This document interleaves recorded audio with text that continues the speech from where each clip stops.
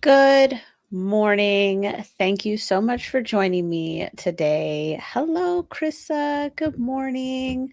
I actually was trying to simultaneously go live on Instagram using a different device, and it doesn't even look like it's working. Either that or I'm dumb and I can't see that it's working, but it's not indicating that it's working on here. Like there's this stupid button in the center, and I don't know.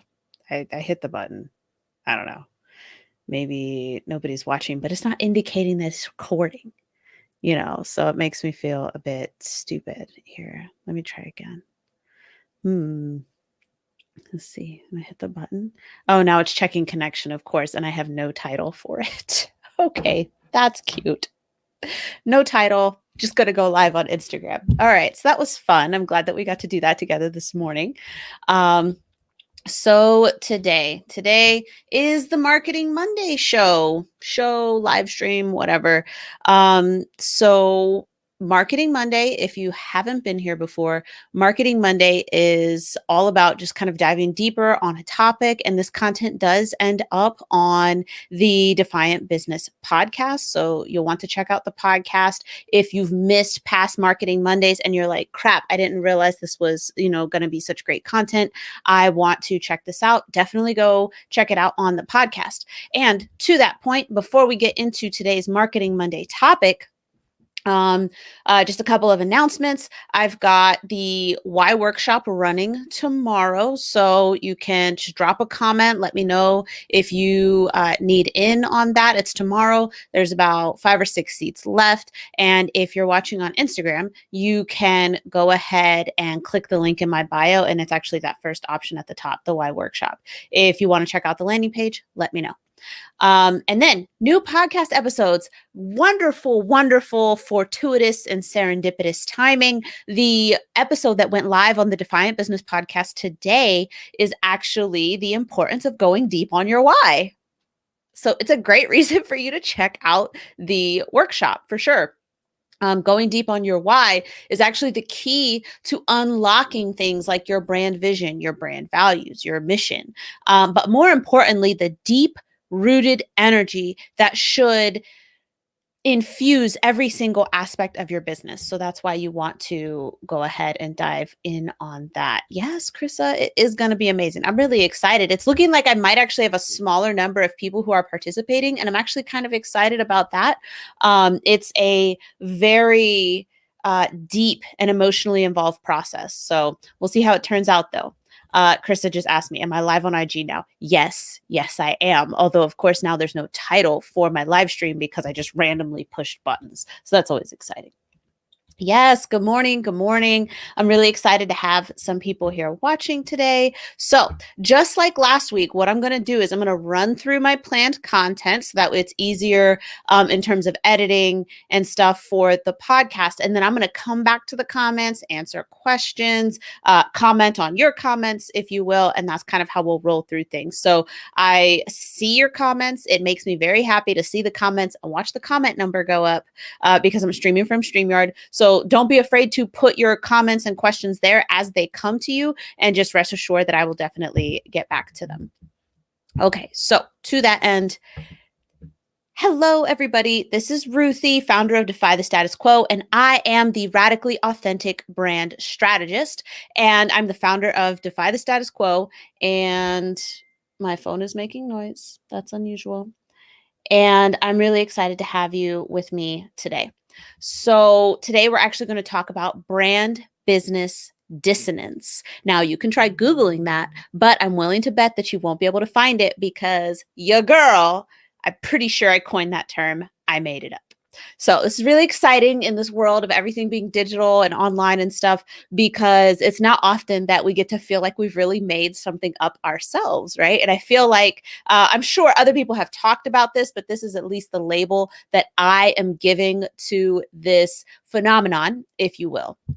So brand business dissonance. And this actually ties wonderfully in with the why and what I, consider branding to be, which is the spirit or soul of your business. And so what we're going to move into first is what I even mean by this phrase. So I know that I use phrases and terminology that people don't necessarily understand. But when I'm talking about brand business dissonance, what I'm talking about is this occurrence of your brand and your business not actually matching up. Your brand and your business are not in alignment. And you're like, wait, how is that even possible? Just isn't branding just a marketing mechanism? And the answer is actually no. As I said, the brand is the spirit of your business. It's the soul of your business, and it needs to infuse every single aspect of your business. And you can experience a dissonance when your brand, what you say and project in your brand, doesn't match up with what's behind the scenes. We have seen this play out more than once. We see it in companies when they use performative marketing. We see it when companies put out a certain expectation and then clients sign up and they're like, okay, I'm ready. Let's get the results. And then the results don't happen. So there's a type of brand dissonance there. And when I'm talking about results not happening, and we'll get into this a bit more, when I'm talking about results not happening, what I'm referring to is that you said clients were going to get a certain result and then they in fact didn't. Okay. So how does brand dissonance typically play out? And remember, this is like, you could also consider this like almost like a type of cognitive dissonance. And so cognitive dissonance is when like you say something but do something else, or you're holding two ideas in your mind that actually don't go together. That causes something called cognitive dissonance. So brand business dissonance is almost like a form of cognitive dissonance, but it's a shared experience, much like how your brand is a shared experience. And so when we look at brand business dissonance in terms of client fulfillment, what we typically see is that there's a certain expectation laid in the marketing, there's a certain expectation laid in the sales call and the sales process. And what ends up happening is the client goes through that process, goes through your fulfillment process, they sign up, they're ready to go, the marketing and the sales and the branding, everything did what it was supposed to do on that end.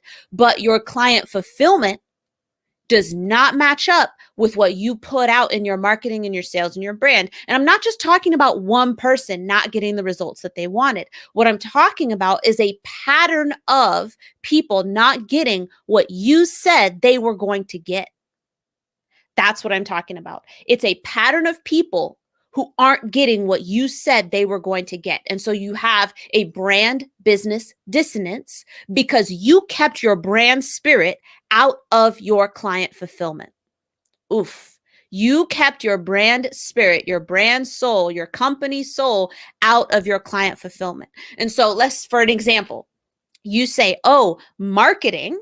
In my marketing, I say that I care about my clients. I love getting my clients results, and their results are what I live and die for. Like, I absolutely love it. And I love spending time with my clients, and it's so personal, and all of this touch is such a high touch program. You're going to love it. That is what you say in your marketing. And then in the sales, you give off this impression like, oh, I just really care about your results. And I cannot wait to see the things that you are going to achieve and the things that you do once you get through this program. And that was in the sales. And they were like, yeah, you know what? I can't wait to see it either. And so they sign up and then they go through a client fulfillment process. They go through a client fulfillment process that is the exact opposite. They go through a client fulfillment process that appears to value scalability over client experience. And I'm not saying there's anything wrong with scalability. You should care about scalability. But what I'm saying is that in your branding, you gave the impression that the client experience was the absolute most important thing to you. And then it comes time for client fulfillment, and that ain't it. You did not give what you was supposed to have gave. Man, I just love that phrase so much. I'm so sorry. I know some of y'all who watch my stuff a lot, you'd be like, Ruthie, please stop saying that. But I can't. I just love it so much. But you did not give what you were supposed to have gave. It was false advertising. It was a bait and switch. People thought that they were going to get this personal, some one-to-one, maybe even like small group stuff, but a lot of personal attention and a lot of personal evaluation. And what you did instead was guard your coaching calendar. guard your consulting calendar like you were the king of Spain or something like that. Like, oh no, you must go through like 7 barriers to schedule a call with me so that way I may spend a measly 15 minutes diagnosing your problems. No, that isn't what you said was going to happen. That wasn't what you said was going to happen. In your marketing and branding, you made it seem like, just show up, stay motivated, stay optimistic, and we are going to help you get results. That's what you made it feel like. But that is not what you did. And so there's a brand business dissonance. And the brand cannot exist in the face of that type of dissonance. When you act out of alignment with your brand, it can't, your business will not survive. So let's look at it at another angle. Strategic partnerships. All right, strategic partnerships. So, okay, wait, how are we having brand business dissonance with strategic partnerships? What this looks like with strategic partnerships is you say, okay, we care about, let's pick causes. I care about Black Lives Matter. I care about the environment. I believe in climate change. So let's say those are like my 3 things. I care about the environment, I believe in climate change, and I am a staunch, Black Lives Matter advocate. But then I partner up with brands who have yet to speak up. I partner up with brands who do not care about their carbon footprint. I partner up with brands who say all lives matter, maybe. But the opportunity was so good, I just couldn't turn it down. You are acting outside of your brand. You said that these things matter to you, and yet you put your values aside. You put your values aside in order to make a partnership that was potentially financially advantageous. Okay? So with partnerships, you have to evaluate potential partners through the lens of your brand and those values. There needs to be overlap. I'm not saying they need to be the same, but there needs to be overlap. And when you go through a thorough brand process, you know what you will compromise on, and you know what you just cannot compromise on. Never in my life will I work with a company that says all lives matter. Not doing it. No compromise. End of story. And I am looking at you like you are pretty freaking suspect. You are sus if you haven't spoken up. You are sus if you hadn't taken action. All right. But those are things I know about myself based on going through a thorough brand process. So remember, you have to evaluate your partnerships, evaluate your partners the same way that, like, through that lens of the brand, right? We say, oh, brand values, these are the things that matter. Prove it. Your brand values matter. Turn down that partnership, because that's not going to work. That's not going to work. They will pull you right out of alignment, and you're going to have some brand business dissonance, and it's going to harm your business. All right, so let's say sales. Let's say sales. How do we see brand business dissonance in sales? Brand business dissonance in sales often plays out, and so this will be the way that I see it, right? That I've seen it play out, much to the detriment of the prospect. So there's actually a couple ways, all right? And they're not all what you might think. So let's use the one that I thought of first, which is, okay, again, like in your marketing and in your branding, you're like, oh my goodness, our clients mean the world to us. We just appreciate them so much. We want what's best for them, and we're out here getting them results, and it's just so fabulous. It's like, right? Hearts and flowers, everyone. Hearts and flowers. Drop me some emojis, the hearts and flowers emojis. Give me some hearts and flowers. But that's what they give you the impression of. And then you get on the sales call and you get a little bit vulnerable. And instead of them safeguarding you and showing you that this is a safe space, they take your vulnerabilities and turn them almost into a knife so they can stab you with it. And what I mean by that is that's the emotional and mental manipulation you might have heard me talk about a bit more. They create a space where you feel comfortable to get vulnerable, and then they use that vulnerability to hurt you. They use that vulnerability to manipulate your ability to make decisions, to harm your ability to make decisions. And so your sales process ends up being a trap. Your sales process proves that your branding and marketing was a lie. There's dissonance there, but I started trusting you. And so my mind is like, well, wait, no, they're not manipulating me. My entire experience with their brand suggests that, they actually care about me. My entire experience up to this sales call indicates that they care about me. So they're not manipulating me. No, that's not what's happening. And so they continue to trust you. If your manipulation is good, they continue to trust you, and you should feel horrible about that. I said what I said. You should feel horrible about that.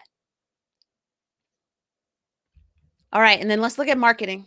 So when we see a dissonant, you know what? I owed you one more in sales. I owed you one more in sales. Okay, so in sales, right? Your marketing, your branding, all your outward facing stuff is like, ooh, I'm so confident. I'm so confident and amazing. Yes, this is it. This is it. And then you get on a sales call when you maintain no control over that sales call. You don't have any guidance. The client, the prospect is going all over the place. They're wondering what the hell is happening during this call. And you just let it go because you don't have the confidence to sell. You don't have the confidence to make the offer. And I'm not talking spam sales. I'm not talking about this manipulation sales that I was just talking about before. But what I'm saying is you have to maintain the structure of a call, show up confidently, and maintain control. But if you're all about, I'm a confident, I'm a confidence coach, let's say I'm a confidence coach, and I put out there that I'm so confident, but I maintain no structure around the call, dissonance. Marketing. Okay, again, so this is almost like the flip side of the sales. Let's say, you're like, yes, I'm definitely a confidence person. Let's put ourselves out there. Let's get colorful brands happening and all of this stuff. But your marketing is lackluster. Your marketing is lackluster. You are a copywriter, but every time you post copy, it does not look good. Brand business dissonance. Why can't you market yourself? And look, I get it, right? Maybe you need to work with somebody on your marketing, right? So if you're a marketing consultant like myself, but because a doctor does not operate on themselves, right? A doctor doesn't operate on themselves. They get another doctor to help them. So if you need that type of work, then you need to sort that out. But when you are putting your stuff out there and it comes out mediocre, people are like, well, she says that she's this great branding marketing person, but the stuff that I'm seeing is just not it. And so they typically go, okay, this isn't matching up for me, so I'm out. Confused people don't buy. Do not let brand business dissonance, confuse your people. At the best, it will confuse them. At the worst, you will do real harm, not just to other people but you also do it to your business and potentially to yourself. All right, so that is what I have. Yes. Okay. So just a reminder, the why workshop is tomorrow. If you're watching on Instagram, you can check that out in the link in my bio. And then if you're watching this on Facebook or anywhere else, go ahead and just drop a comment and I will be more than happy to give you the link for that. I'm going to be sharing the link today. Okay. All right. Let's see. I'm going to be going through my comments now. All right, so I'm over here on Facebook. Okay, so somebody said, I saw this with a brand before. Long story short, they only posted past success as validation, gave half reasons, answers, and even admitted one time they didn't get their answer for a topic on Google. So like if you're presenting yourself as the expert, you need to be able to step up with that, and, if you post past success as validation, it's not to say that past success, like there's something wrong with that. Absolutely use your past successes as validation, but you also want to make sure that you're still showing up and showing not just in the past, but also right now, for sure. Oh, okay. Yes. So this was for the client fulfillment segment. Yes. Okay. So I see now. I understand it better. So they only posted past successes validation and gave half reasons and answers to things in terms of client fulfillment. So they presented themselves as the expert there in their marketing, but then boom, just, client fulfillment was lukewarm, right? So their marketing, we're hot. We're so hot. It's like, nah, client fulfillment's like lukewarm. Client fulfillment's lukewarm. Not good. Not good. Okay. And then we've also got another comment. They said, woo, that's sales manipulation. Oh my gosh. Refrains from dropping a novel in the comment section.